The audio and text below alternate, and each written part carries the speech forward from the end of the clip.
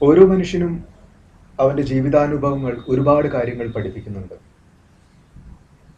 ജീവിതത്തിൽ ആദ്യമായി കിട്ടിയ ജോലി, അതിൻ്റെ ത്രില്ല്, അതിൽ നിങ്ങൾ അനുഭവിച്ച പാഠങ്ങൾ എന്തൊക്കെയാണ് നിങ്ങൾ പഠിച്ചെടുത്തത്, അതൊക്കെ ജീവിതത്തിൻ്റെ ഭാവിയെ ഒരുപാട് സ്വാധീനിക്കുന്നുണ്ട് എന്നാണ് എനിക്ക് പറയാനുള്ളത്. എനിക്ക് ആദ്യമായിട്ട് ജോലി കിട്ടിയത് ഹിന്ദുസ്ഥാൻ മെഷീൻ ടൂൾസ് എന്ന കമ്പനിയിലായിരുന്നു. അവിടെ മെക്കാനിക്കൽ എഞ്ചിനീയറിങ്ങും ടെക്നോളജിയും ഒരുപാട് കാര്യങ്ങൾ നമ്മളെ പഠിപ്പിച്ചെടുക്കുന്നുണ്ട്. വലിയ വലിയ മെഷീനുകൾ ജീവിതത്തിൽ ആദ്യമായി ഞാൻ കാണുകയായിരുന്നു. ഈ ലെയ്ത്ത് മെഷീൻ മുതൽ സർഫസ് ഗ്രൈൻഡിങ് മെഷീൻ വരെയുള്ള സയൻസിൻ്റെ സാധ്യതകളെ മുഴുവൻ ഉപയോഗിച്ചുകൊണ്ട് മെഷീൻ ടൂളുകൾ നിർമ്മിക്കുകയും പ്രിന്റിംഗ് പ്രസ്സുകൾ നിർമ്മിക്കുകയും ചെയ്തിരുന്ന ഒരു കമ്പനി ആയിരുന്നു കളമശ്ശേരിയിലെ ഹിന്ദുസ്ഥാൻ മെഷീൻ ടൂൾസ്. ആ വലിയ കമ്പനിയിൽ ട്രെയിനിങ് ആയിരുന്നു ആദ്യത്തെ ഒരു 6 മാസക്കാലം. ഈ ഫയലിംഗ് മുതൽ അതിസൂക്ഷ്മമായ കമ്പ്യൂട്ടറൈസ്ഡ് ന്യൂമറിക്കലി കൺട്രോൾഡ് മെഷീനുകൾ വരെ പ്രവർത്തിപ്പിക്കാനുള്ള സാങ്കേതിക വിദ്യകൾ പഠിപ്പിക്കുക അന്ന് ഈ ട്രെയിനിങ് സെൻ്ററുകൾ വെച്ചായിരുന്നു. ജോർജ് സാറും സക്രിയ സാറും ഒക്കെ രാജൻ സാറും ഒക്കെ വളരെ ആത്മാർത്ഥതയോടുകൂടി പുതിയ തലമുറയെ വളർത്തിയെടുക്കാൻ വേണ്ടിയിട്ടുള്ള പരിശ്രമത്തിലായിരുന്നു ആ കാലഘട്ടത്തിൽ. വളരെ രസകരമായ അനുഭവങ്ങളാണ്. ഈ ഹിന്ദുസ്ഥാൻ മെഷീൻ ടൂൾസിൽ 3 ഷിഫ്റ്റുകളിലായിട്ടാണ് കാര്യങ്ങൾ നടത്തിക്കൊണ്ടിരുന്നത്. ഇപ്പോൾ കാലത്ത് 5 മണിക്ക് മുതൽ തുടങ്ങുന്ന ഒരു ഷിഫ്റ്റ് ഉണ്ട്. ആ ഷിഫ്റ്റിൽ HMTയുടെ ബസ് അവിടെ വന്ന് നിൽക്കും ഈ കളമശ്ശേരി സെൻറ്ററിൽ.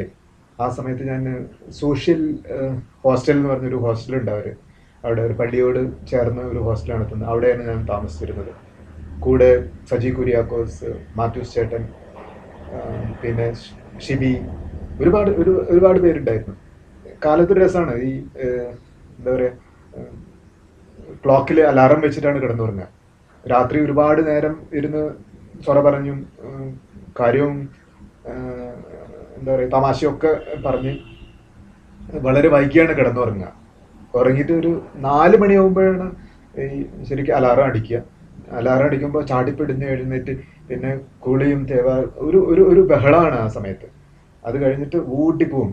കാരണം 5 മണിക്ക് കൃത്യം 5 മണിക്ക് അവിടെ എത്തുന്നതിന് ഒരു 4:45 ഒക്കെ ആകുമ്പോഴേക്കും ബസ് അവിടെ വന്ന് നിൽക്കുന്നുണ്ട്. ബസ് ആർക്കു വേണ്ടിയും കാത്തു നിൽക്കുന്നില്ല. ഊട്ടി കയറി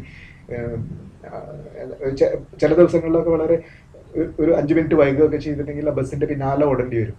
അങ്ങനെ ഓടി അവിടെ ചെന്ന് പിന്നെ ഒരു 6:30-7 മണിയാകുമ്പോൾ ഒരു ഉന്തുവണ്ടി ഉണ്ട്. ഒരു ഹിന്ദുസ്ഥാൻ മെഷീൻ ടൂൾസിന്റെ ഉള്ളിലുള്ള ഒരു വളരെ, ഞാനത് അവിടെയാണ് ആദ്യമായി കാണുന്നത്. ഈ ബ്രെഡും ജാമും ഒക്കെ തേച്ചിട്ടുള്ളതും ചായയും ഒരു ഇതായിട്ട് ഒരു വണ്ടി ഇങ്ങനെ വരും. ഈ വർക്ക് സ്റ്റേഷനിലേക്ക് വരുന്നതാണ് വണ്ടി. ആ വണ്ടിയിൽ വന്നിട്ട് ഞങ്ങൾക്ക് ഒരു കൂപ്പണൊക്കെ തന്നിട്ടുണ്ടായിരുന്നു. ആ കൂപ്പൺ 25 പൈസ, 50 പൈസ, ₹1 ആയിട്ടുള്ള ഒരു കൂപ്പൺ. ആ 25 പൈസയുടെ കൂപ്പൺ കൊടുത്തു കഴിഞ്ഞാൽ ഒരു ബ്രെഡും ഒരു ചായയൊക്കെ കിട്ടും. അപ്പൊ ആ ഒരു 6:30 വരെ ഇങ്ങനെ കാത്തിക്കാണ് ആ വണ്ടി എന്താ വരാത്തതെന്ന് വിചാരിച്ചിട്ട്. അങ്ങനെ വണ്ടി വന്ന് അത് ഭക്ഷണമൊക്കെ കഴിച്ച് പിന്നെ വീണ്ടും പണിയിലേക്ക് ഏർപ്പെടുകയാണ്. അങ്ങനെ 1 മണി വരെ ഒരു എന്താ പറയുക, ഒരു തീവ്രമായ പഠന പരിപാടികളാണ് നടന്നുകൊണ്ടിരുന്നത്. പക്ഷെ ചില ആരോഗ്യ പ്രശ്നങ്ങൾ കൊണ്ട് എനിക്കത് തുടരാൻ കഴിഞ്ഞിട്ടില്ല. അതിൽ എന്താ വെച്ചാൽ ഈ എന്താണ് ഇരുമ്പായിരിന്റെ ഇതുണ്ടല്ലോ, അത് ഒരു അലർജി ആയിട്ട് വരികയും ആ അലർജി ഈസ്നോഫീലിയ പോലെയുള്ള ഒരു അവസ്ഥയിലേക്ക് എത്തുകയും ചെയ്യുന്നത് കൊണ്ട് ഇങ്ങനെ ചില ശ്വസനത്തിലൂടെ അത് രക്തത്തിൽ കലരുകയൊക്കെ ചെയ്യുന്ന ഒരു പ്രശ്നം ഉള്ളത് കൊണ്ട് അത് പലർക്കും ഉണ്ടാവാമെന്നാണ് പറയുന്നത്. അതുകൊണ്ട് എനിക്ക് ആ ജോലി തുടരാൻ കഴിഞ്ഞില്ല. അങ്ങനെ ഞാൻ അച്ഛൻ ഡൽഹിയിലായിരുന്നു. ഡൽഹിയിലേക്ക് വണ്ടി കയറുകയും അവിടെ ഈ ഗ്രാഫിക് ഡിസൈനിങ് പ്രത്യേക കോഴ്സുകളൊക്കെ ഉണ്ട്. അത് പഠിക്കുകയും പിന്നെ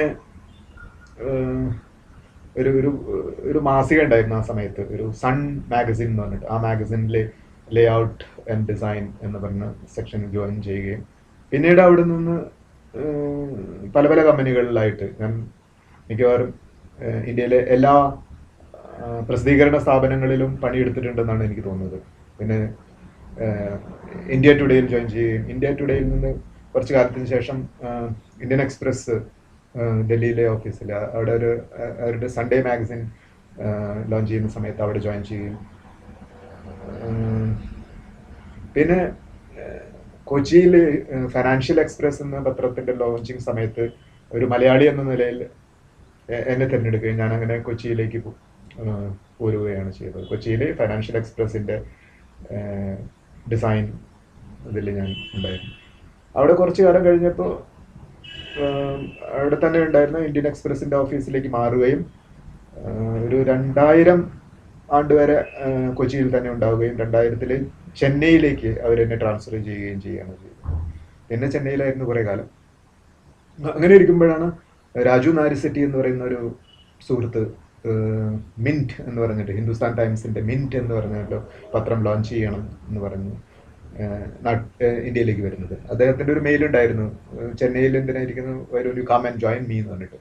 അപ്പൊ ഞാനും വിചാരിച്ചു കുറെ കാലമായിട്ട് ചെന്നൈയിൽ ഇരിക്കല്ലേ, ഒന്ന് ഡൽഹിയിലേക്ക് വീണ്ടും തിരിച്ചു വന്നാലോ എന്ന് വിചാരിച്ചിട്ട് അങ്ങനെ ആണ് 2006 അവസാനത്തിൽ ഡൽഹിയിലേക്ക് വരികയും ഡൽഹിയിൽ മിന്റ് എന്ന പത്രത്തിന്റെ ലോഞ്ചിങ് ടീമിൽ ഭാഗമാവുകയും ചെയ്യുക. മിന്റില് 2-2.5 വർഷത്തോളം നിന്ന ശേഷം പിന്നെ ഒരു ന്യൂസ് വയർ സർവീസസ് ഉണ്ട്, IANS എന്ന് പറഞ്ഞിട്ട്, ഇൻഡോ ഏഷ്യൻ ന്യൂസ് സർവീസസ് എന്ന് പറഞ്ഞിട്ട്. അവിടെ അവരുടെ കോൺട്രാക്ട് പബ്ലിഷിംഗ് കമ്പനിയിൽ ആർട്ട് ഡയറക്ടറായി ജോയിൻ ചെയ്യുകയും ചെയ്യാം. അങ്ങനെ IANS കുറച്ച് കാലം ഉണ്ടായിരുന്നു. ആ സമയത്താണ് അവിടെ ഇന്റർനാഷണൽ മീഡിയ ഇൻസ്റ്റിറ്റ്യൂട്ട് തുടങ്ങുകയും ആ മീഡിയ ഇൻസ്റ്റിറ്റ്യൂട്ട് ICFJ-യുടെ എന്താ പറയുക സ്പോൺസർഷിപ്പോട് കൂടിയിട്ടാണ് തുടങ്ങിയത്. അപ്പൊ അതില് ഒരുപാട് ജേർണലിസം പഠിപ്പിക്കാനുള്ള ഒരു അവസരം എനിക്ക് അന്ന് കിട്ടിയത്. ഒരുപാട് കുട്ടികളെ പഠിപ്പിക്കാനുള്ള ഒരു അവസരം കിട്ടിയത്. 40-45 ജേർണലിസം സ്റ്റുഡൻസിനെ പഠിപ്പിക്കാനുള്ള ഒരു അവസരം അന്ന് എനിക്ക് കിട്ടി. അങ്ങനെ ഇരിക്കുമ്പോഴാണ് ഈ എന്താണ് സ്ലോ ഡൗൺ എന്നുള്ള ഒരു അവസ്ഥ വരികയും മിക്കവാറും നഷ്ടത്തിലോടുന്ന കമ്പനികളെല്ലാം കൂടുതൽ ശമ്പളം വാങ്ങുന്ന ആളുകളെ പുറത്താക്കുകയും ചെയ്യുന്ന ഒരു അവസ്ഥാവിശേഷം ഉണ്ടായിരുന്നു. ആ സമയത്ത് മാനേജ്മെന്റിന്റെ ചെറിയ ഒരു ആവശ്യം ഉണ്ടായിരുന്നു. വെച്ചാൽ നിങ്ങൾ ഒരുപാട് ശമ്പളം വാങ്ങുന്ന ആൾക്കാർ പിന്നെ തുടർന്ന് കൊണ്ടുപോകാൻ സാധിക്കില്ല എന്നൊരവസ്ഥ വന്നപ്പോൾ ഞാൻ അങ്ങനെ ഒരു ഹിന്ദി പത്രമുണ്ട്, ദൈനിക് ഭാസ്കർ എന്ന് പറയുന്ന ഹിന്ദി പത്രം. അങ്ങനെ ദൈനിക് ഭാസ്കർ ജോയിൻ ചെയ്യുകയും അവിടെ അവരുടെ പ്ലാൻ ഇതായിരുന്നു, ഒരു ടൈം മാഗസിനും ഹാർവേഡ് ബിസിനസ് റിവ്യൂ എന്ന് പറയുന്ന മാഗസിനും പ്രസിദ്ധീകരിക്കുന്ന പ്രത്യേക വാർത്തകൾ എടുത്ത് അത് ഹിന്ദിയിൽ ഒരു പേജായിട്ട് ആഴ്ചയിൽ ഒരിക്കൽ ഉപയോഗിക്കുകയും ചെയ്യാറുണ്ട്. അന്ന് അവർക്ക് ഒരു ഡിസൈൻ എക്സ്പെർട്ടിന് ആവശ്യമുണ്ടായിരുന്നു. അതായത് ടൈമിലെയും HBR-ലെയും ഒക്കെ ആർട്ട് ഡയറക്ടർമാരുമായിട്ട് സംസാരിക്കുകയും കാര്യങ്ങൾ തീർക്കുകയും ചെയ്യുന്നത്.